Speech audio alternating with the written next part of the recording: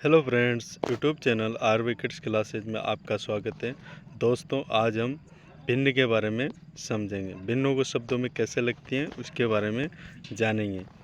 देखो दोस्तों, यहाँ पर भिन्न दे रखी है हमारे पास 1/2।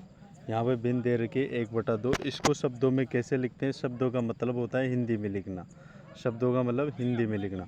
हिंदी में कैसे लिखेंगे? जैसे 1/2। यहाँ पर ये 1 है, इसको 1 पढ़ेंगे। ये जो चिन्ह है इसको बटा पढ़ेंगे, और नीचे 2 है तो उसको 2 पढ़ेंगे। 1/2, तो ये लिख दिया हमने 1/2।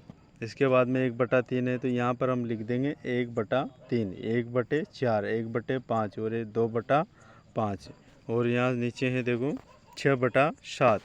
इसके बाद में 6/7, और फिर है 8/11, 13/17, 25/75। इसके बाद में देखिए, अब यहाँ पर देखिए दोस्तों, यहाँ पर दे रखा है 1 सही 1/2। यहाँ पर देखो, इसको पढ़ेंगे हम 1 सही। क्या पढ़ेंगे? 1 सही। और पीछे 1/2 है, इसको लिख देंगे हम 1/2। तो इसको पढ़ेंगे हम 1 सही 1/2। यहाँ पर देखो आगे 2 हैं, फिर 3/4 है, तो 2 सही 3/4। 2 सही 3/4, इसको पढ़ेंगे 2 सही 3/4। यहाँ पर देखो, यहाँ पर है 3 सही 5/7, तो हम यहाँ पर जो ये 3 है इसको पढ़ेंगे 3 सही, और फिर 5/7 है, इसको पढ़ देंगे 5/7। उसके बाद में हमारे पास 9 सही 7/5। फिर है हमारे पास 11 सही 13/7। ये देखो 11 सही 13/7। 25 सही 75/7। इसके बाद में 53 सही 7/9। इस 53 और ये 7/9, तो इस तरह ये जो 53 है इसको पढ़ेंगे 53 से ही 7/9। 500 से ही 6/7। ये 500 से ही 6/7। तो इस प्रकार से हम भिन्नों को शब्दों में लिख सकते हैं। अब हमारे पास है आगे दशमलव भिन्नों को शब्दों में कैसे लिखें। यहाँ पर देखिए दोस्तों, जो दशमलव भिन्न हैं उनको शब्दों में कैसे लिखेंगे। देखो यहाँ पर ये 2/5 लिख रखा है मैंने। तो सबसे पहले देखो दोस्तों, जो दशमलव के बाद वाले जो अंक होते हैं उनको हम अलग अलग पढ़ते हैं। मान लो ये 5 हैं और ये 1 है, तो हम इसको लिखेंगे कि ये दशमलव के बाद है, तो हम इसको 5 और 1 पढ़ते हैं इसको। यहाँ पर आगे जो संख्या है उसको एक साथ बोलेंगे। दशमलव से आगे जो संख्या है उसको एक साथ बोलेंगे, और दशमलव के बाद वाली जितनी भी संख्या है उनको हम उन अंकों को हम अलग अलग पढ़ेंगे। देखो यहाँ पर है 2/2.5, तो 2.5 ये लिख दिया हमने।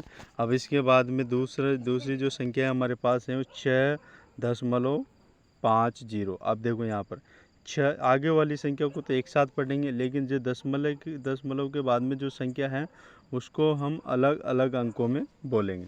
तो यहाँ पर हम लिखेंगे 6.50। 6.50 ऐसे नहीं लिखेंगे 6.50, ऐसे नहीं लिखेंगे, ये गलत है। ये देखो यहाँ पर 6.5 और 0। ठीक है दोस्तों। इसके बाद में हमारे पास 75.007। यहाँ पर देखिए ये 75, ये दशमलव, ये 007।